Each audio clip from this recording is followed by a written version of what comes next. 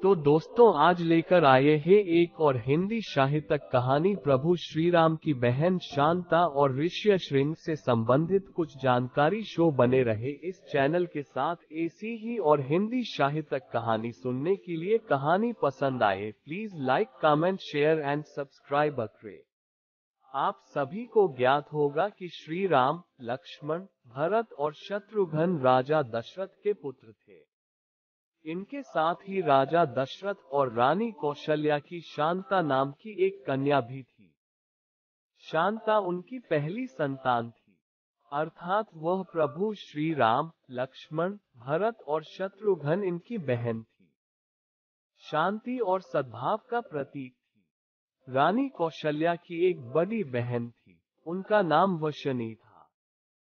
शांता को रानी वशनी और उनके पति अंगदेश के राजा रोमपाद इन्होंने गोद लिया था। एक दिन राजा रोमपाद अपनी कन्या शांता के साथ बातचीत करने में व्यस्त थे। उस समय एक ब्राह्मण वर्षा के दिनों में खेती के लिए सहायता मांगने राजा के पास आया। रोमपाद ने ब्राह्मण की दुर्दशा पर ध्यान नहीं दिया। इससे ब्राह्मण नाराज हो गया और उसने राज्य छोड़ दिया। वो ब्राह्मण देवराज इंद्र का भक्त था। देवराज इंद्र अपने भक्त का अपमान सहन नहीं कर पाए। इसका दंड देने के लिए वर्षा ऋतु में अत्यंत कम वर्षा हुई, जिसके कारण राज्य में सूखा पड़ा। राजा दशरथ चाहते थे कि उनको एक बेटा हो, जो उनके राज्य को संभाले और अपने वंश को समृद्ध बनाए। उन्हें एक सद्गृहस्थ ने बताया कि दोनों राज्यों पर आए इस संकट को केवल किसी ब्राह्मण की शक्तियों से ही समाप्त किया जा सकता है।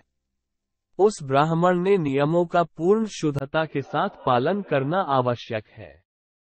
ऐसा एकमात्र व्यक्ति पृथ्वी पर जो थे, उनका नाम था ऋष्यशृंग। विभांडक ऋषि ने ऋष्यशृंग का पालन किया था।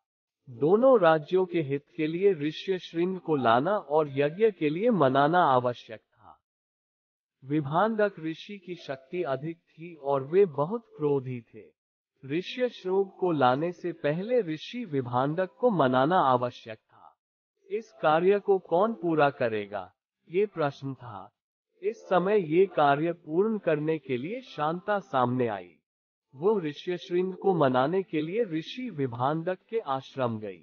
अपने सद्भाव और गुणों से शांता ने दोनों का मन जीत लिया। उसके बाद दोनों अंगदेश के लिए यज्ञ करने के लिए सहमत हो गए। उसके बाद ऋष्यशृंग ने शांता से विवाह किया।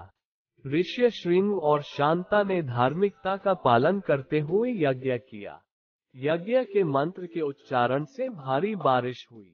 जनता आनंदित हो गई और अंगराज्य में उत्सव हुए। दशरथ को संतान प्राप्त हो, इसलिए ऋष्यशृंग ने पुत्र कामेष्टि यज्ञ किया।